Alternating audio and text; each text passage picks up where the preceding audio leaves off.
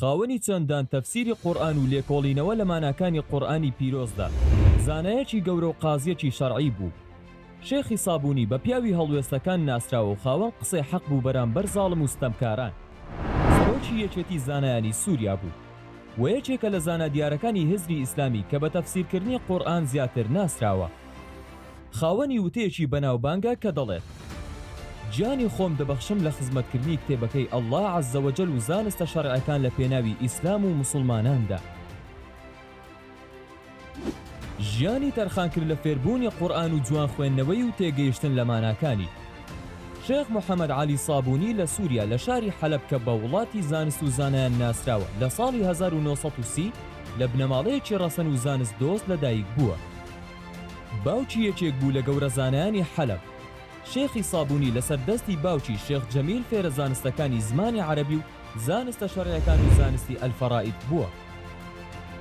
لە ناوەندیدا لە تەمەنێکی کەمدا توانێ قورئانی پیرۆز لەبەر بکات و شێخی سابوونی لەسەر دەستی گەورە زانایانی سووریا پەروەردە بوو و زانستی لێوەرگرتوون لە دیارترین ئەو زانایانەی کەوانەی لەلا خوێندوون: شێخ محەممەد نەجیب سەڕاج، شێخ ئەحمەد شەماع، محەممەد سەعید ئیدلیبی، شێخ محەممەد نەجیب خەیاڵ کە شێخی قورئان خوێنان بوو و زانایانی تریش کە زانای پایە بەرز و پڕ لە زانست بوون لەو سەردەمەدا. ژیان و خوێندنی شێخ محەممەد عەلی سابوونی چۆتە قوتابخانە حکومیەکانی ڕژێمی ئەوسا کاتێک بڕوانامەی سەرەتایی بەدەستهێناوە. دواتر چوو بۆ دواناوەندی بازرگانی و 1 ساڵ لەوێ خوێندی، بەڵام خوێندنەکە لەگەڵ حەزی ئەو نەدەگونجا چونکە ئەوان پەیڕە و ڕێسا و یاساکانی مامەڵەی ڕیبایان فێری قوتابیانیان دەکرد لە بانکەکان. وازی لە دواناوەندی بازرگانی هێنا سەرڕای ئەوەی کە یەکێک بوو لە باشترین قوتابیەکان. چووە دواناوەندێکی شەرعی ناوی ئەلخەسرەویە بوو لە شاری حەلەب. کەوانەکانی دواناوەندی وانە شەرعیەکان تێکەڵ بە یەکتری بوون. لە ساڵی 1949 دا توانی تەواوی بکات. دوای ئەوەی بەسەرکەوتووی توانی دواناوەندیەکەی تەواو بکات، وەزارەتی ئەوقافی سووری ناردیە زانکۆی ئەزهەر لە قاهیرە. پاشان لە ساڵی 1954 توانی زانکۆی ئەزهەر تەواو بکات و خاوەنی بڕوانامەی باوەڕپێکراو بوو لە پسپۆڕی ڕووداوە شەڕعیەکان. دوای ئەوە گەڕایەوە سووریا وەکو مامۆستا دامەزرا لە قوتابخانەیەکی شەرعی وانەی پەروەردەی ئیسلامی دەگوتەوە تاوەکو ساڵی 1962 بەو شێوەیە مایەوە.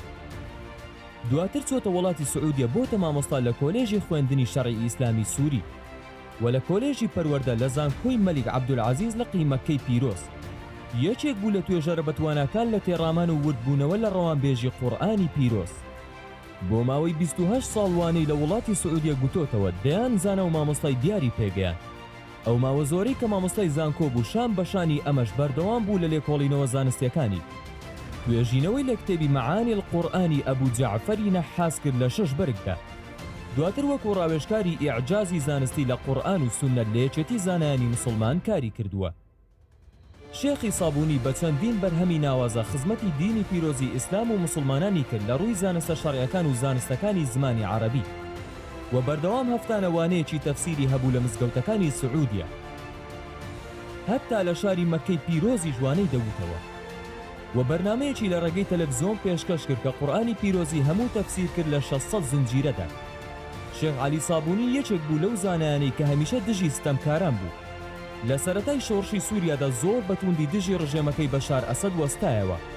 ئەمەش دوای ئەوەی بەشار ئەسەد هەستا بە ڕووخاندنی مزگەوت و ملکەت پێکردنی خەڵکی بۆ کڕنوش بردن بۆ وێنەکانی وە کوشتنی خەڵکی بەناحەق. هەر ئەمەش بوو وای کرد بەشار ئەسەد بە موسەیلەمەی درۆزن ناو ببات و داوای لە زانایانی شام کرد لەژێر فەرمانەکانی دەربچن.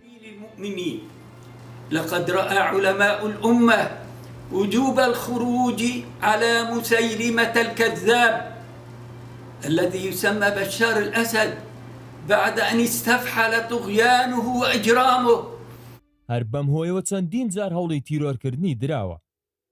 شێخ عەلی سابوونی دوای تەمەنێکی زۆر لە خزمەتکردنی قورئان و لێکۆڵینەوە زمانەوانیەکانی ماوەیەک نەخۆش کەوت، بۆیە نەیتوانی چیتر بەردەوامی بەوانەکانی بدات و بەو شێوەیە مایەوە تاوەکو لە ڕۆژی هەینی لە بەرامبەر 8 شەعبانی 1442 کۆچی لە شاری ئەستەمبوڵ کۆچی دوایی کرد. لە گرنگترین بەرهەمەکانی سەفوەت التەفاسیر روائع البيان في تفسير آيات الأحكام.